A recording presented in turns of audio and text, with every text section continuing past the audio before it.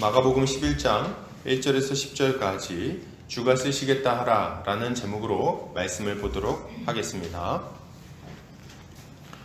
오늘 본문을 보면 제가 신학대학원에 다닐 때 있었던 일이 생각이 납니다. 한 전도사님이 결혼을 앞두고 있었습니다. 근데 결혼을 하려고 하는데 원래 사역자는 결혼하기가 쉽지 않잖아요. 굉장히 어렵습니다. 결혼할 자매가 잘 결단을 하지 못하고 망설이고 있는 상황이었어요. 그런 상황 속에서 이제 옆에 있는 동료 전도사님한테 내가 지금 이만저만한 상황인데 참 어렵다. 지금 이 자매가 결단을 못하는데 어떻게 해야 될지 모르겠다. 이렇게 상담을 한 거예요. 그랬더니 친구 전도사님이 답답하셨던지 이렇게 말씀하셨습니다.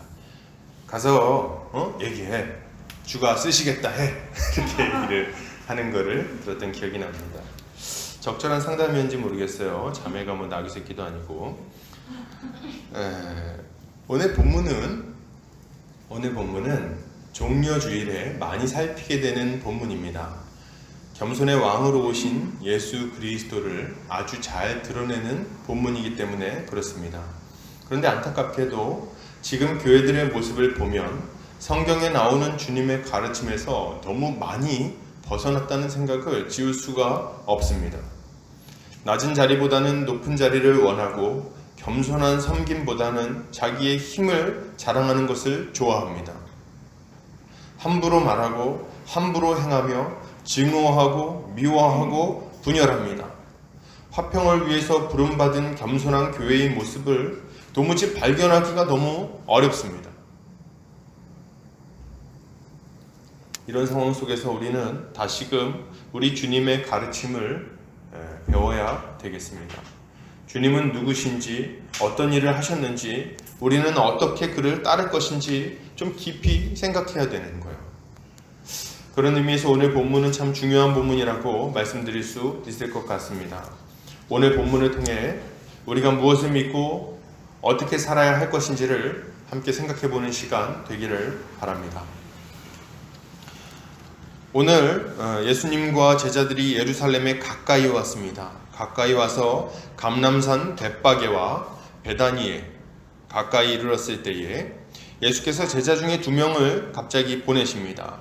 이제 우리 주님이 예루살렘에 들어가기 전에 뭔가 좀 퍼포먼스를 좀 해야 되는 상황이에요. 왜냐하면 지금 이 예루살렘에 들어가는 건 그 전에 예루살렘에 들어가는 것과는 조금 상황이 다릅니다. 가장 중요한 사역을 앞두고 계셨고 왕으로서 이스라엘을 구원하기 위한 유대인의 왕으로서 아주 공식적인 입장이 되기 때문에 그렇습니다. 그래서 지금 이 순간 가장 중요한 퍼포먼스가 뭔가 우리 주님이 생각하시고 그리고 그것을 위해서 제자들을 보내시는 거예요. 우리 주님은 제자들에게 뭘 시키셨냐면 맞은편 마을로 가서 나귀 새끼 한 마리를 가지고 오라는 명령을 하십니다. 우리 2절 같이 한번 읽어볼까요? 자, 시작. 이르시되 너희는 맞은편 마을로 가라. 그리로 들어가면 곧 아직 아무도 타보지 않은 나귀 새끼가 메어 있는 것을 보리니 풀어 끌고 오라. 우리 주님은 나귀를 가지고 오라고 가서 나귀를 끌고 와 이렇게 명령을 하고 계신 거예요. 아주 당당하시죠? 저는 사실 오늘 본문을 처음 봤을 때 잘 이해가 되지를 않았습니다. 아니 저거 그냥 가지고 오면 절도 아닌가? 이런 생각이 들었어요. 절도 아닙니까? 절도? 막 풀어갖고 가져갑니까? 앞에 차키 꽂아놓고 차 세워놨는데 막 몰고 오는 거랑 뭐가 다릅니까? 돈이 없는 것도 아닌데 왜 저걸 저렇게 그냥 가지고 오라고 하시는가? 응? 사오면 안 됩니까? 여러분 평소 같았으면 우리 주님이 값을 주고 사오라고 하셨을 거예요. 그죠? 그런데 지금 이 순간에는 그렇게 하면 안 되시는 겁니다. 왜요? 우리 주님은 지금 이 물건을 사서 이렇게 사용하는 물건의 구매자로 오신 것이 아닙니다. 우리 주님의 정체성을 여기서 드러내고자 하시는 거예요. 우리 주님은 물건 사는 손님이 아니라 물건을 징발하는 왕의 직위를 가지고 왕으로서 필요한 물건을 지금 징발하고 계시는 겁니다. 지금 이것을 가지고 오라는 명령을 하시는 것은 자신이 그것을 얼마든지 가져다 쓸 수 있는 권세가 있고 권한이 있다는 것을 말씀하고 계시는 거예요.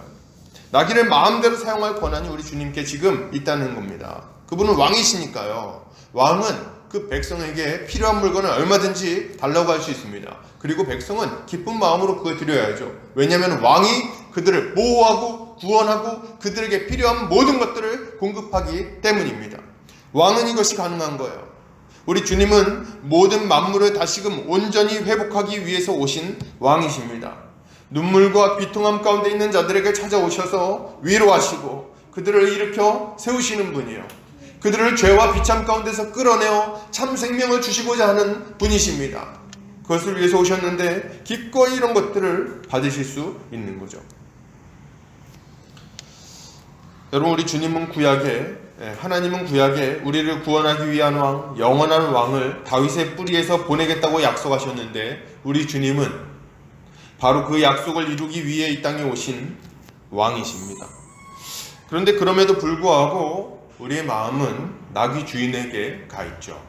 나귀 주인이 자꾸 신경이 쓰이는 거예요. 그렇지 않습니까? 그 목사님 말씀 무슨 말씀이신지 알겠는데 그래도 나귀 주인이 좀 억울하지 않을까? 이런 생각이 드는 거죠. 어쨌든 뭐 손해를 본 거잖아, 모든 생각들. 그러나 여러분, 지금 일반적인 상황이 아니라는 것을 좀 알아야 됩니다. 예수님이 아무 소식도 없이 있다가 어느 날 뜬금없이 오랜 벌처럼 와가지고 뭐 물건 가져갈게 이렇게 하는 상황이 아니라는 겁니다. 우리 주님은 벌써 예루살렘에서 혹은 이 유대 지역에서 혹은 이 이스라엘 전체에서 몇 년간 사역하셨습니까? 3년간 사역하셨어요. 3년간. 놀라운 이적과 기사를 많이 베푸셨고요. 그리고 예루살렘에도 여러 번 오셨습니다. 그리고 예루살렘에 있는 여러 사람들에게 말씀도 가르치시고 그들에게 병도 고쳐주시고 그들에게 필요한 것들을 채워주기도 하셨어요. 이런 여러 가지 일들을 우리 주님이 이미 3년간 하셨다는 겁니다. 그렇기 때문에 우리 주님이 누구신지 어떤 일을 하시는지 지금 어떤 일을 하기 위해 오시는지 모르는 사람은 없는 거예요. 그리고 지금 상황은 어떤 상황이냐면 이 예수 그리스도의 대적자들이 이 예루살렘에 다 모여있는 상황입니다. 다 모여있어요. 그리고 막 벼르고 있습니다. 그리고 예수가 올라오기만 죽일 거야 뭐 이런 얘기를 하고 있는 상황인 거죠. 근데 그럼에도 불구하고 예수께서 그 제자들과 함께 이 예루살렘을 향해서 올라가고 계신 겁니다. 여러 가지 소문이 퍼지고 있었어요. 죽은 나사로가 살아났다. 병든 자가 고침을 받았더라. 오병이어의 기적을 베풀어서 떡 5개와 물고기 2마리로 5,000명이나 되는 사람들이 먹었더라. 여러 가지 소식들이 막 퍼지고 있었습니다. 사람들은 기대했을 거예요. 어떤 기대입니까? 그가 지금 올라오면 지금 하나님의 아들을 대적하는 저 메시아를 대적하는 자들을 그리고 저 로마 당국을 완전히 박살내고 그리고 우리에게 참된 구원을 가지고 오겠지. 이런 기대를 하고 있는 겁니다. 모르는 사람이 없었다는 거예요. 지금 어느 날 뜬금없이 뭐 지나가던 사람이 와가지고 낙이 달라고 하는 상황이 아니라는 겁니다. 여러분, 지금 이런 상황을 생각해 볼 때 나귀 새끼 한 마리가 아까운 상황은 아닙니다. 그렇겠죠? 이렇게 얘기를 해도 약간 공감 안 되시는 분들을 위해서 여러분, 정치인들이 선거철 되면 시장에 가죠. 그죠? 그리고 오뎅하고 떡볶이를 막 주워 먹습니다. 돈을 안 내요. 돈을 안 내. 그럼 막 먹습니다. 지금 마음대로 막 이건 얼마입니까? 뭐 먹어. 뭐 이제 요새는 좀 그거 싸가지고 가더라고요. 돈 내고. 근데 옛날에는 막 갔다가 막 먹더라고요. 어떤 분들은 오뎅도 먹을 줄 모르는 분들도 있었는데 그걸 막 먹더라고요. 근데 그럼에도 불구하고 상인들이 어떻습니까? 상인들이 기뻐하고 즐거워하고 환영하고 악수를 하고 막 그렇게 한다는 거예요. 왜요? 왜 그러죠? 홍보가 되니까. 그죠?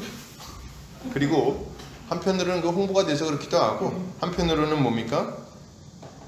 그들이 간절히 바라는 삶을 가지고 올 거라고 믿기 때문에 그걸 아까워하지 않는 겁니다. 여러분, 자기들이 간절히 기대하는 세상을 내가 뽑을 이 정치인, 와서 지금 떡볶이 먹고 있는 이 정치인이 갖다 줄 거라고 생각하니까 떡볶이 먹는데도 돈 안 받고 그냥 가라고 하는 거예요. 여러분, 그게 아깝지 않은 겁니다. 지금 나귀 주인은 나귀가 아깝지 않은 거예요. 왜요? 영광의 왕, 자신들을 구원하여 그 모든 고통에서 풀어줄 왕의 탈 것을 협찬하고 있는 거 아닙니까? 협찬, 나귀 주인 이렇게 해가지고. 그러니 주인은 나귀 새끼 한 마리가 아까워서 지금 여기서 물어보는 게 아니에요. 그죠? 이 사람들이 모여가지고 보니까 낙이 새끼 막 풀러가니까 물어보죠. 뭐라고 물어봅니까? 낙이 새끼를, 우리 5절 같이 읽을게요. 자, 시작. 거기 서 있는 사람 중 어떤 이들이 이르되 낙이 새끼를 풀어 무엇하렸느냐 하매. 지금 이거는 왜 남의 낙이를 가져가시오? 이런 의미가 아닙니다. 이건 어떤 뜻입니까? 아니, 낙이 가져가는 건 좋은데 왜 말이나 다 큰 낙이를 가져가지 낙이 새끼, 그 아무짝에 쓸데없는 낙이 새끼는 어디다 쓰려고 그걸 가져갑니까? 그건 지금 짐도 한번 져보지도 않은 아주 미숙한 애고 조그만 애인데 걔를 어디다 쓰려고 가져가십니까? 이렇게 지금 묻고 있는 거예요. 그의 물음은 아주 적절합니다. 왜냐하면 나귀는 짐을 지지만 나귀 새끼는 짐을 지기에는 너무 작습니다. 나귀에는 사람을 태우기도 하지만 나귀 새끼는 발이 끌리죠. 그래서 폼이 살지를 않습니다. 그러면 우리 주님은 나귀를 어디에 쓰려고 지금 가져가시는 겁니까? 어디에 쓰려고 하시는 걸까요? 하나님의 약속을 성취하는 데 사용하십니다. 우리의 구원을 이루는데 이 나귀를 사용하신다는 거예요. 주님 지금 어디를 향해 가십니까? 나귀를 타고 예루살렘으로 우리를 구원하기 위해 십자가를 향해서 가고 계시는 거예요, 여러분. 나귀 자체는 몇 푼 안 하는 하찮은 짐승일 뿐이죠. 그러나 여러분, 우리 주님이 이 나귀를 사용하시자 이 나귀는 온 천하의 나귀 중에 가장 값진 나귀가 되어 버리는 거예요, 여러분. 하나님의 구원이 임했다는 것을 온 세상에 알리고 메시아가 어떤 분이신지를 드러내며 주님의 예루살렘 입성을 돕는 일을 지금 이 나귀 새끼 한 마리가 감당하고 있다는 거예요. 나귀는 아무것도 아니죠. 짐도 제대로 못 지고 사람도 못 태운 보잘것없는 나귀에 불과하지만 우리 주님이 이 나귀를 사용하시자 이런 놀라운 일들을 막 감당하는 것 아니겠습니까? 여러분, 어떤 짐승이 이런 일을 감당하겠어요? 메시아를 태우다니요. 메시아를 태우다니요. 이 나귀는 지금 온 세상을 위한 구원의 문을 열어젖히는데 놀랍게도 사용되고 있는 겁니다. 여러분, 왕이신 주님은 우리에게 당당히 요구하십니다. 나를 따라오라. 나를 따라오라. 나를 따르라. 내가 너로 사람을 낚는 어부가 되게 하리라.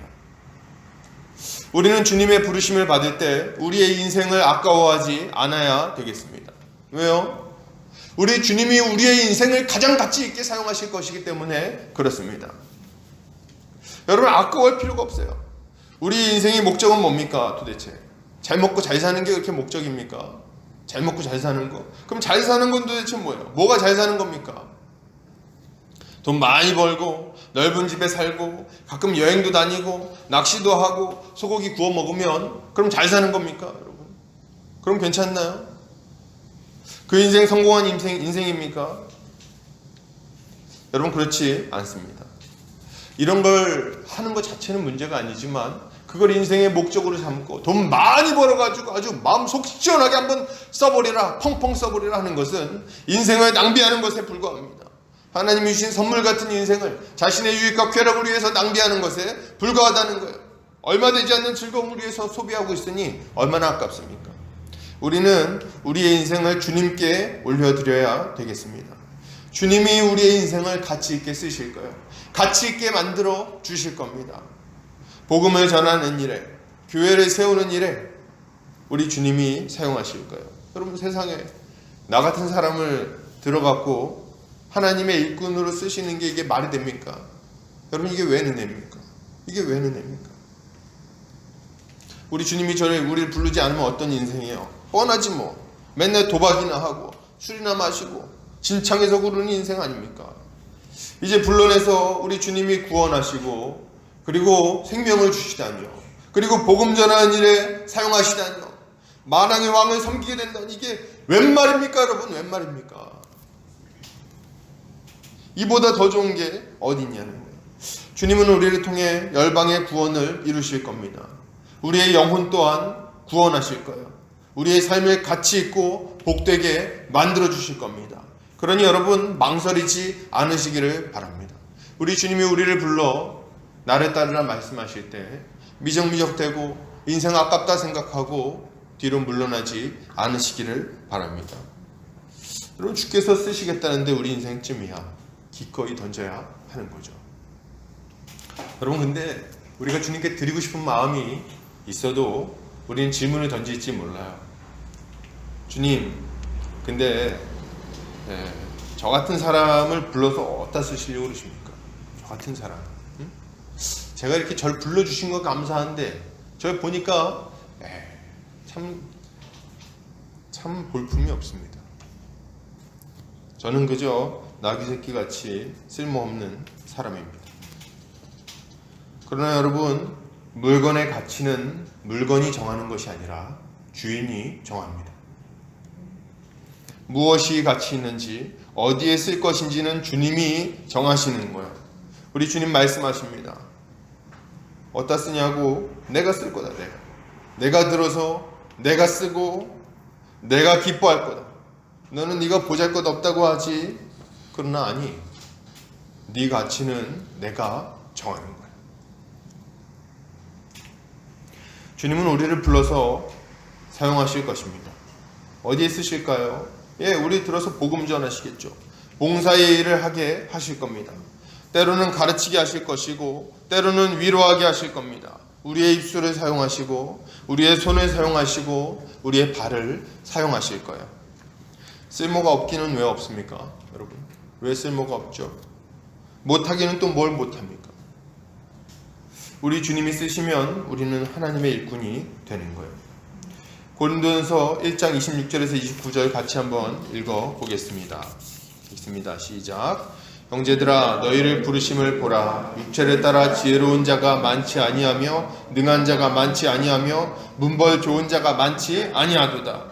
그러나 하나님께서 세상에 미련한 것들을 택하사 지혜 있는 자들을 부끄럽게 하려 하시고 세상에 약한 것들을 택하사 강한 것들을 부끄럽게 하려 하시며 하나님께서 세상에 천한 것들과 멸시받는 것들과 없는 것들을 택하사 있는 것들을 폐하려 하시나니 이는 아무 육체도 하나님 앞에서 자랑하지 못하게 하려 하심이라. 아멘. 여러분, 맞아요. 우리 인생, 우리의 모습 보잘것없죠. 전에는 가치가 없었습니다. 아무짝에 쓸데없어요. 아무짝에. 우린 이렇게 얘기하죠. 주님, 저는 나이가 많습니다. 너무 많아요. 주님. 이제 갈 때가 다 됐습니다. 주님, 저는 몸이 약합니다. 몸이 약해가지고 뭐 들지도 못하고. 저는 말을 잘 못합니다. 말이 어눌해요. 저는 배운 게 없습니다. 저는 뭐 할 줄 아는 게 없어. 손재주가 없습니다. 그림도 못 그리고 말도 못하고 표정도 별로 안 좋고 거울 보면 짜증만 나고. 여러분, 그렇겠죠. 그러나 여러분, 그게 무슨 상관입니까? 무슨 상관입니까? 우리가 나귀 새끼에 불과한 게 도대체 무슨 상관입니까? 하나님이 우리를 쓰실 겁니다. 주님이 우리를 붙드시면 되는 거예요. 하나님은 우리를 통해 하나님의 구원을 알리실 겁니다. 하나님이 우리에게 주신 복음이 얼마나 능력이 있는지, 세상을 초월하는 하나님의 능력이 무엇인지 우리의 그 연약함을 통해서 오히려 더 확실하게, 더 강력하게 모든 사람이 볼 수 있을 만하게 알려주실 거예요. 이걸 믿고 우리 주님을 따르는 성도님들 되시기를 바랍니다. 그러면 여러분, 우리가 따라야 될 예수 그리스도는 도대체 어떤 분이십니까? 어떻게 구원을 이루시고 어떻게 살도록 만드시나요? 오늘 예수님은 이스라엘을 구원하실 왕으로서, 온 세상을 구원할 왕으로서 예루살렘에 입성하고 계십니다. 그런데 우리 주님이 들어갈 때 타는 동물이, 이 동물이 너무 초라하다는 생각을 지울 수가 없어요. 여러분, 너무 초라해요. 보통 왕이 자신의 나라에 입성할 때는 가장 멋진 모습으로 들어가게 되어 있습니다. 당시의 장군들이나 왕들은 입성할 때 전쟁과 승리를 상징하는 백마를 타고 위풍당당하게 들어가곤 했습니다. 앞에는 신하들이 나팔을 불고 뒤에서는 병사들이 도열해서 아주 멋지게 모든 사람이 압도될 만하게 그렇게 아주 영광스럽게 들어가죠. 자신의 적들이 기다리고 있다면 그들을 물리치고 평화를 가져올 것임을 이 모습을 통해서 아주 확실하게 보여주는 겁니다. 아마도 당시 사람들은 이런 왕, 이런 메시아를 기다렸을 게 분명합니다. 로마의 군대를 물리치고 빌라도의 목을 자르고 그리고 온 세상을 상대로 승리해서 자신들을 위대한 민족으로 만들어줄 그런 메시아 말이죠. 그런 왕을 기대하고 있는 거예요. 그런데 우리 주님이 입성하는 모습은 이들의 기대를 생각해 볼 때 정말 초라하기 그지없습니다. 우리는 뭐 올라갈 때 뭐 호산나 뭐 겉옷을 막 이렇게 멋지다 이렇게 생각할지 모르지만 실제 장면은 초라한 거예요, 여러분. 실제 장면은. 왜요? 일단은 나귀인데 새끼예요. 그러니까 옷을 깔아봤자 나귀 새끼입니다. 여러분, 티코에다가 아무리 옵션을 달아도 티코예요. 그거는 어쩔 수 없는 거죠. 프라이드 옛날식 그 아무리 멋지게 해봐야 안 돼. 그 뭐 광을 내도 프라이드예요. 그거를 타고 가는데 발이 끌리는 거예요. 나귀 새끼니까. 사람을 제대로 태워보지도 않았으니 편하기는 했겠습니까? 이게 휘청휘청 했겠지. 예수님이 똑바로 걸어라 이렇게 하면서 이제 갔겠죠. 제자들은 옆에서 이제 약간 민망해하면서 이제 끌고 가는. 그러고 막 가고 있는데 제자들도 보면 원래 이렇게 멋진 갑옷을 입고 번쩍번쩍하게 해서 제식을 맞춰서 막 걷고 그래야 되는데 이 사람들이 잘 배운 사람들이 아닙니다. 그래서 뭐 이렇게 보면 사람들이 막 모여있으니까 막 손을 들면서 막 가지고 그냥 으시대고 이렇게 하는 아주 좀 못 배운 그런 무식한 티를 내는 그런 사람들이에요. 뒤에서는 막 그런 사람들이 막 이렇게 가고 있고 예수님은 막 나귀가 푸렁거리고 있고 막 그러고 가는 거예요. 얼마나 이게 초라합니까? 그 앞에서는 또 사실 고관 대작이 쫙 도열을 해가지고 레드카펫을 쫙 깔아주고 그리고 막 빵빠레를 울리면서 입성하십니다 그렇게 해야 되는데 뭐 하는 게 보니까 서민들이에요. 다 보니까.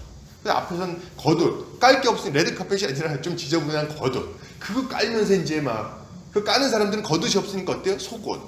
이제 속옷 입고 겉옷을 깔며 이제 소리를 지르는 거죠. 이게 참 좀 뭐 한편으론 서민적이다 이런 생각이 들지만 그러나 그렇게 영광스럽지는 않은 거예요. 여러분 우리는 이걸 기억해야 됩니다. 이 장면을 기억해야 돼요. 이 장면을 마음에 새기시기를 바랍니다. 주님은 사람들의 기대와 다르게 백마가 아닌 나귀를 타셨어요. 나귀를 타셨어요. 안타깝게도 사람들은 지금도 여전히 백마를 원합니다. 백마 탄 주님을 원해요. 나귀를 원하지 않습니다. 전쟁과 승리, 축복과 번영을 원하지 겸손과 낮아짐, 섬김을 원하지 않는다는 거예요. 나귀 같은 모습을 원하지 않습니다. 높은 자리에서 떵떵거리는 그리스도인을 상상하고 그것을 기뻐한다는 거예요. 여러분 늘 기대하는 게 뭡니까? 높은 자리에 올라가는 것, 높은 자리에서 이름을 날리는 것, 대학도 가고 직장도 가고 일이 잘 풀리고 아주 떵떵거리면서 모든 사람이 하나님 함께 하는구나 막 인정할 만한 그런 영광스러운 모습을 기대하고 예수를 믿는다는 거예요. 이거 참 아주 답답한 일이에요. 우리 주님이 가지 않은 길을 원합니다. 우리 주님이 가지 않은 것을 원하고 있어요, 여러분. 그런 걸로 하나님의 영광을 드러내기를 바란다는 거예요. 예수 믿고 복 받는 거. 예수께서 이런 복들을, 이런 성공과 번영을 주기를 바란다는 겁니다. 그러나 여러분 다시 한번 말씀드리지만 우리 주님은 백마가 아니라 나귀 새끼를 타셨습니다. 아무 볼품없는, 누가 봐도 쓰잘데기 없어 보이는 그런 나귀 새끼를 타셨다는 거예요. 우리 주님은 백마를 약속하지 않으셨어요. 이런 성공과 번영은 땅의 종교에서나 약속하는 것입니다. 땅의 종교에서나 약속하는 거예요. 여러분 무속신앙을 보십시오. 이런 데에 관심이 다가 있습니다. 어디요? 어떻게 해야 잘 먹고 잘 살까? 어떻게 해야 병에 걸리지 않을까? 어떻게 해야 결혼을 잘할까? 어떻게 해야 좋은 집을 살까? 어떻게 해야 어려운 일 안 당하고 좀 편안하게 살 것인가? 온통 다 보면 육신의 정욕과 안목의 정욕과 이생의 자랑에 관심이 완전히 쏠려 있습니다. 내가 어디서부터 와서 어디로 가는가? 나는 결국 어떻게 되는가? 우리의 이런 죄에 대해서 심판하는 분은 있는가? 그 문제는 도대체 어떻게 해결할 건가? 관심이 없습니다. 땅의 종교예요, 땅의 종교. 어려운 이웃에게도 관심이 없습니다. 온통 나 어떻게 할 거냐? 나! 이게 땅의 종교의 특징인 거예요. 여러분, 우리 주님은 백마가 아니라 나귀를 타셨어요. 주님은 백마를 거절하시고 나귀 새끼를 받으셨습니다.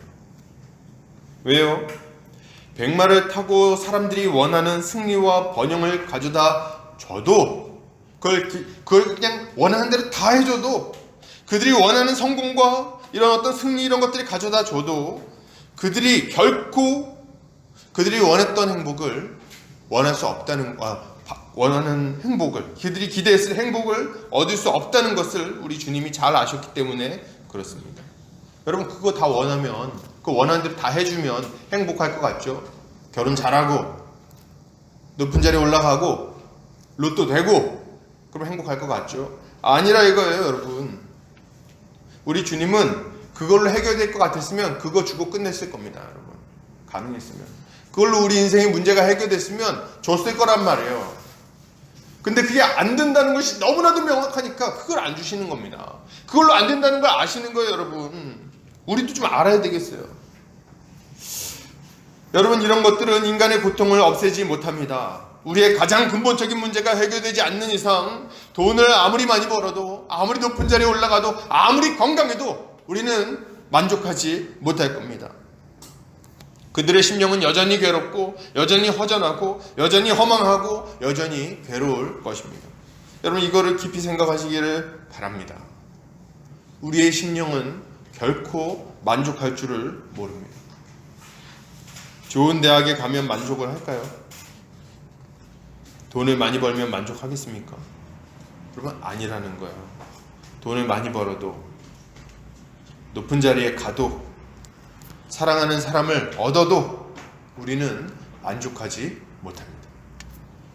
가지고 또 가지고 또 가지고 더 가져도 우리는 늘 공허함에 시달리게 되는 거예요. 그렇다면 우리는 어떻게 해야 될까요? 우리 인생의 가장 근본적인 문제를 해결한 받아야 되겠습니다. 우리는 주님이 나귀를 타셨다는 것을 주목해서 봐야 되는데요. 우리 주님은 전쟁과 승리를 상징하는 백마가 아니라 한평생 짐을 지고 섬기며 살아가는 나귀 새끼를 타고 입성하셨어요. 이게 보여주는 게 뭡니까? 스가랴 9장 9절은 이 장면을 이렇게 얘기합니다. 같이 한번 읽어볼까요? 시작. 시온에 따라 크게 기뻐할지어다. 예루살렘에 따라 즐거이 부를지어다. 보라, 내 왕이 내게 임하시나니 그는 공의로우시며 구원을 베푸시며 겸손하여서 나귀를 타시나니 나귀의 작은 것 곧 나귀 새끼니라. 공의로우신 우리 주님은 구원을 베풀기 위하여 오셨는데 어떻게 해요? 겸손히 나귀를 타고 오셨습니다. 주님이 백마가 아닌 나귀를 타신 이유는 아주 분명합니다. 주님은 전쟁을 벌이고 정복하는 것으로, 높은 자리에 올라가서 호령하는 것으로는 구원할 수 없다는 것을 아셨어요. 우리 주님은 도리어 겸손한 모습으로 낮은 자리에서 죽기까지 섬기심으로 모든 사람의 죄를 사하시고 구원을 베푸시는 겁니다. 주님은 높은 자리에 올라가 섬김받기를 원하는 제자들에게 말씀하시죠. 마가복음 10장 45절 같이 읽겠습니다. 시작. 인자가 온 것은 섬김을 받으려 함이 아니라 도리어 섬기려 하고 자기 목숨을 많은 사람의 대속물로 주려 함이니라. 아멘.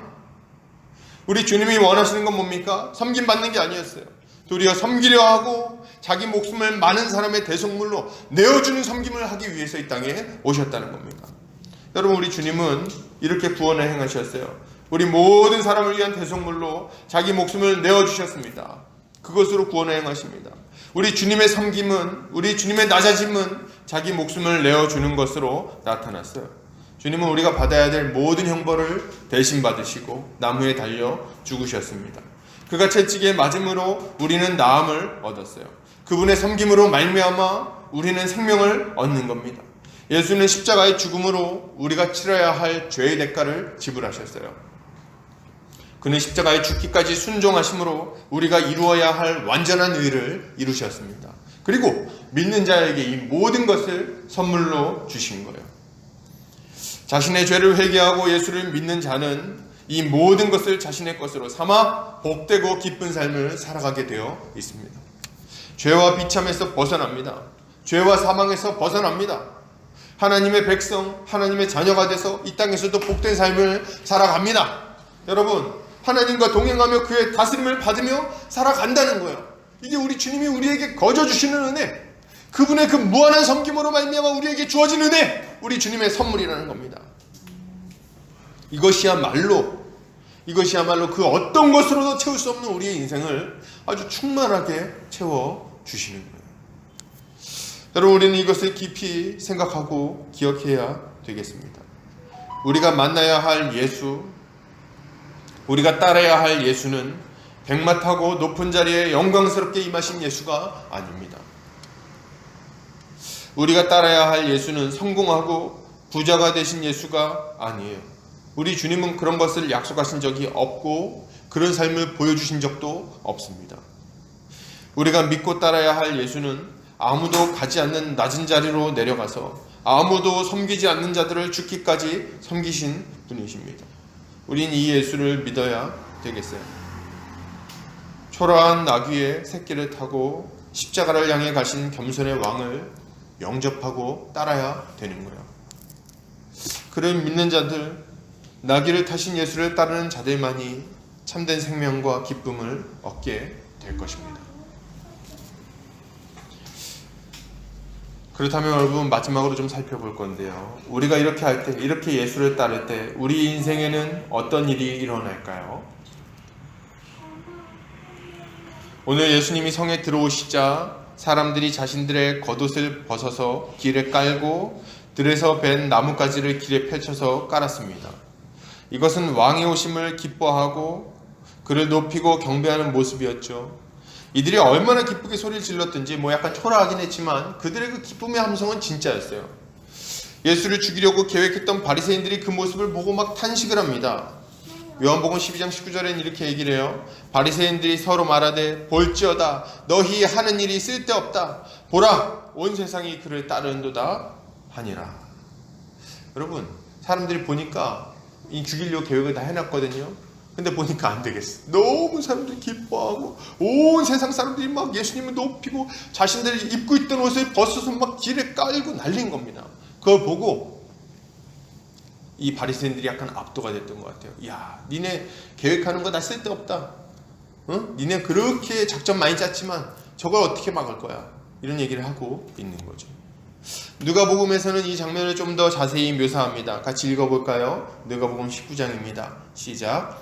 이미 감람산 내리막길에 가까이 오심에 제자의 온 무리가 자기들이 본 바 모든 등한 일로 인하여 기뻐하며 큰 소리로 하나님을 찬양하여 이르되 찬송하리로다 주의 이름으로 오시는 왕이여 하늘에는 평화요 가장 높은 곳에는 영광이로다 하니 무리 중 어떤 바리새인들이 말하되 선생이여 당신의 제자들을 책망하소서 하오늘 대답하여 이르시되 내가 너희에게 말하노니 만일 이 사람들이 침묵하면 돌들이 소리를 지르리라 하시니라. 아멘. 야, 사람들이 막 소리를 지르면서 예수님을 막 왕이여 구원해 주십니다 할렐루야 막 호산나 막 이렇게 하니까 바리새인들이 심기가 불편했습니다. 배알이 꼬였죠. 그래서 투덜투덜합니다. 뭐라고 투덜투덜합니까? 예수님, 이건 오바 아닙니까? 좀 말려보십시오. 저게 뭡니까 지금? 응? 좀 말려보세요. 저렇게 하면 안 됩니다. 이렇게 얘기를 하는 거죠. 그랬더니 예수님의 답이 기가 막힙니다. 아, 그치? 좀 오버하면 안 될 텐데. 얘들아 좀 조용히 해다오. 이렇게 할 것도 같은데 우리 겸손의 왕이시잖아요. 근데 이 겸손의 왕이신 예수님이 예상치 못한 대답을 하십니다. 뭐라고 얘기하세요? 야, 만약 지금 저 사람들이 이렇게 소리를 지르지 않는다면 저 예루살렘 성벽에 있는 돌들이 소리를 지를 것이다. 그러니까 막지 마라. 이렇게 얘기를 하신다는 거예요. 야, 이거 예수님의 이 발언, 어찌 보면 너무 교만해 보이는 이 발언을 우리는 어떻게 해석해야 될까요? 겸손의 왕이신데 갑자기 또 이렇게 팍 바뀌십니까? 어떻게 된 거죠?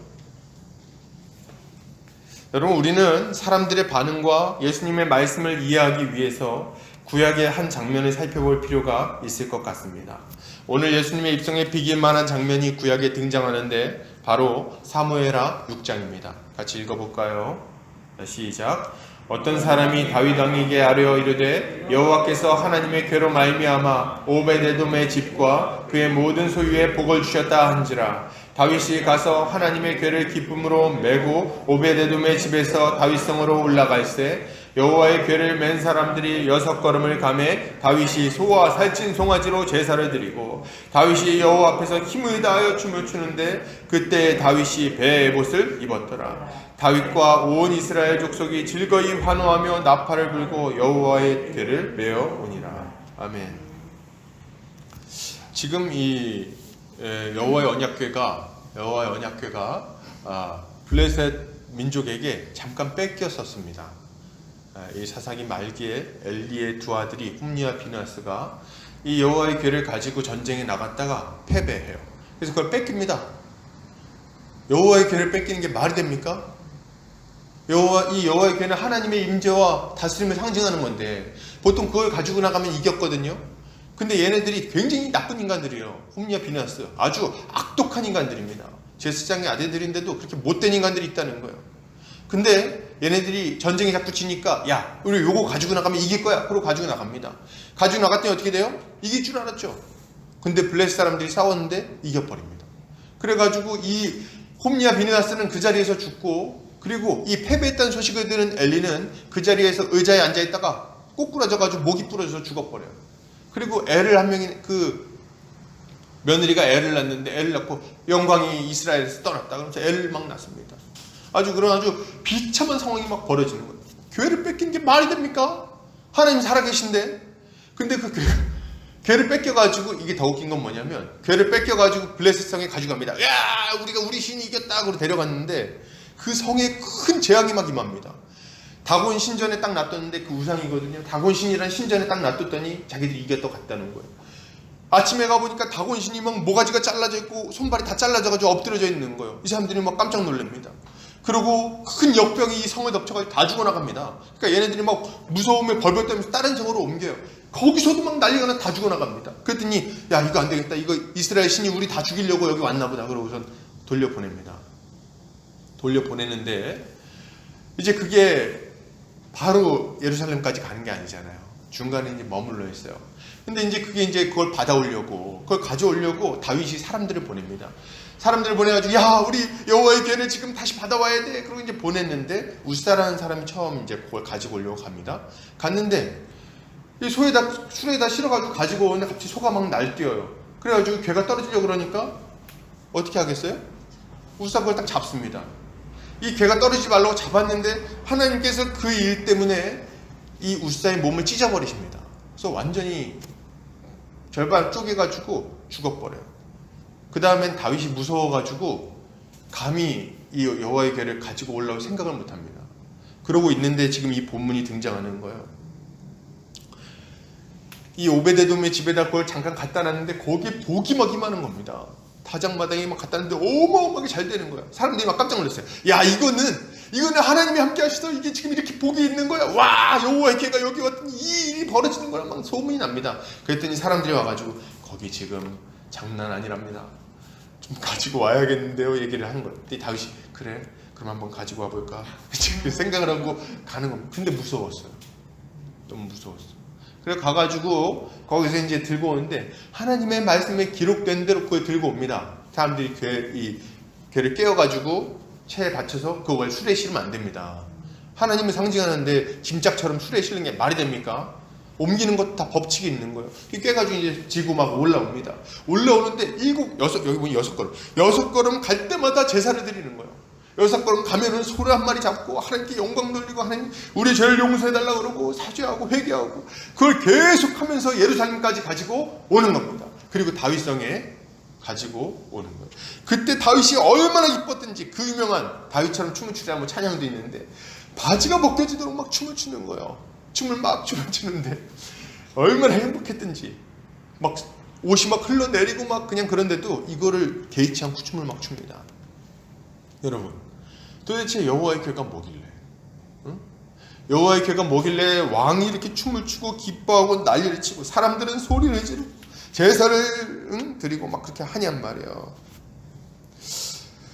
여러분, 이렇게 하는 이유는 언약궤가 바로 이스라엘의 진정한 왕이신 하나님의 임재를 상징했기 때문에 그렇습니다. 왕이신 하나님이 이 언약궤 가운데 함께 하시는 거예요. 그러니 언약궤가 들어온 건 왕이 함께하는 것, 왕이 들어오는 것과 같은 겁니다. 다윗은 왕이었지만 이스라엘에 진정한 왕이 있다는 것을 잘 알고 있는 사람이었어요. 자신은 아무것도 아니라는 것을 잘 알았습니다. 하나님의 손이 자신을 붙들고 하나님께서 자신에게 직분을 주지 않으시면 자신은 그냥 목동에 불과한, 양치기에 불과한 사람이라는 것을 너무도 잘 알았어요. 그래서 뭘 원하는 겁니까?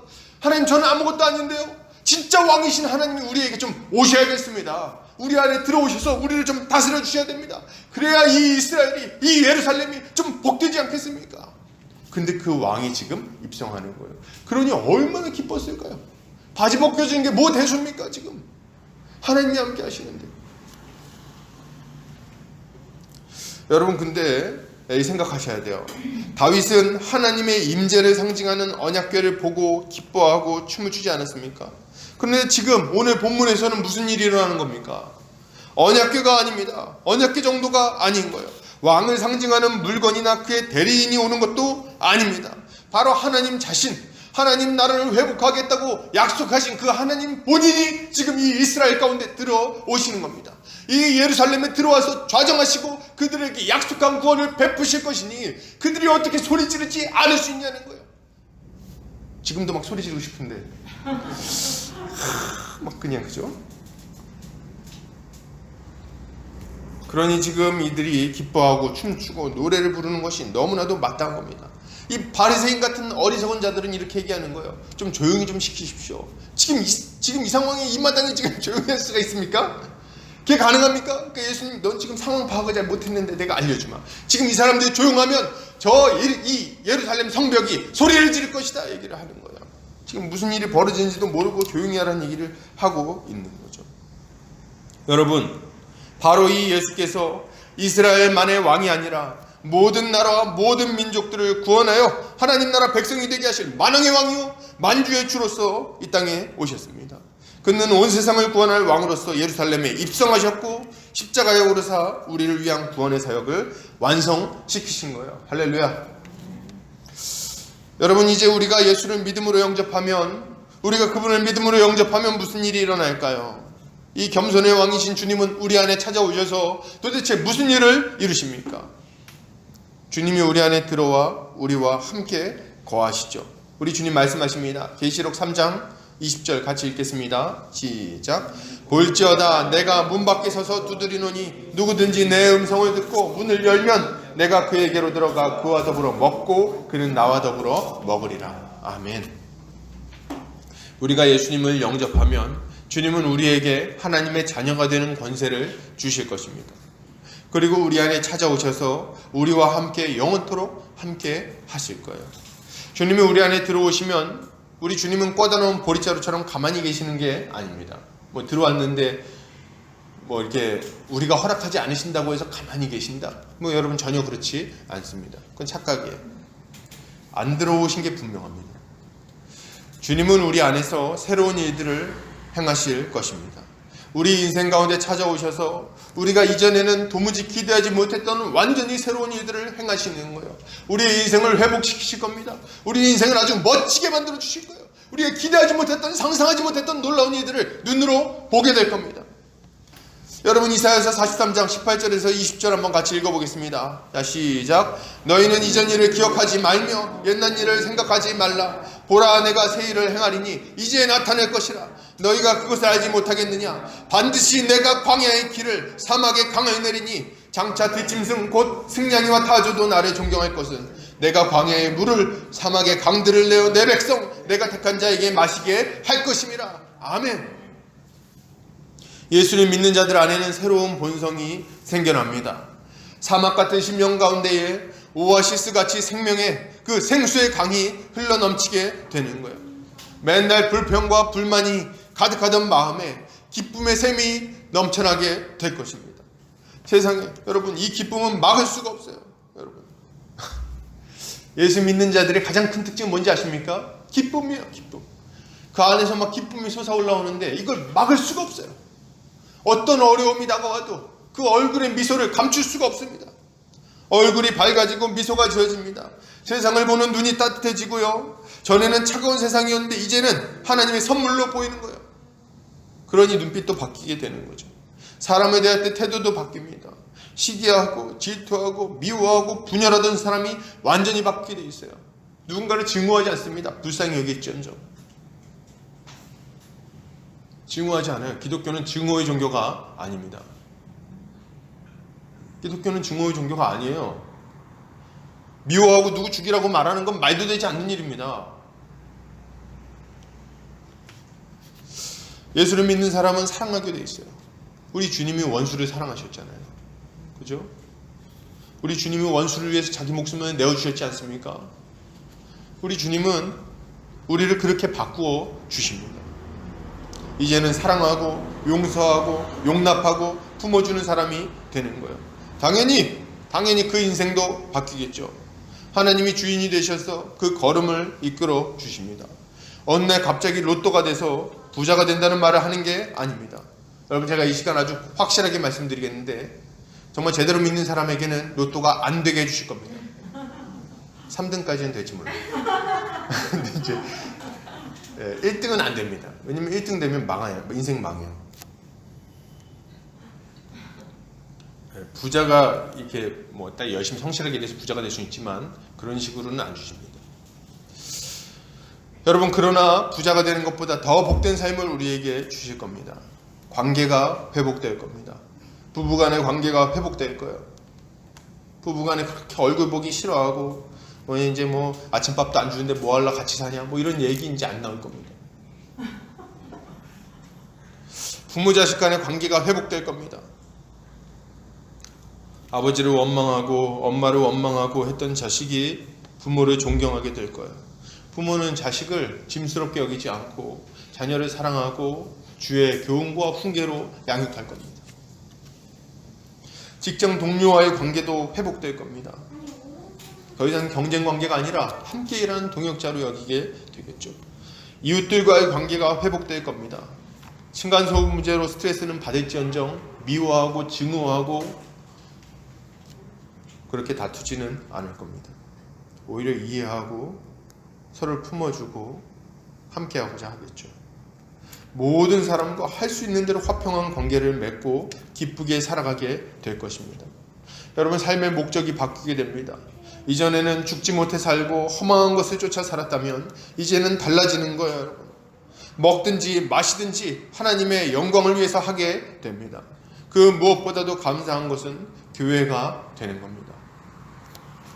이제 우리는 교회가 되어 우리 형제자매들과 함께 세상을 살아가게 됩니다. 좋은 일을 함께하고 슬픈 일을 함께합니다. 힘든 일을 함께 겪고 함께 이겨내죠. 이제 우리는 교회와 함께 하나님 나라의 복을 누리게 되는 거죠. 그리고 마지막으로 어디에서든 무엇을 하든 하나님과 동행하게 될 것입니다. 하나님은 우리와 동행할 거예요. 우리의 기도를 들으시고 우리의 간구에 응답하실 겁니다. 우리는 주님이 주시는 생수를 날마다 마시며 기쁘게 살아가게 될 거예요. 이 모든 것이 하나님이 우리 인생 가운데 행하시는 새로운 일들입니다. 우리는 이 모든 일을 통해서 하나님 나라를 누리고 예수 그리스도를 드러내며 쓰임받게 될 것입니다. 결론을 드립니다. 여러분, 예수를 믿으시기를 바랍니다. 겸손의 왕이신 예수를 믿으시기를 바랍니다. 그분을 따르시기를 바랍니다. 우리 주님은 한없는 섬김으로 우리의 인생을 받으시고 바꾸어서 새로운 인생이 되게 만드실 겁니다. 이것을 믿고 감사함으로 우리 인생을 주님께 던지는 성도님들 되시기를 주의 이름으로 축복합니다. 같이 한번 기도하겠습니다.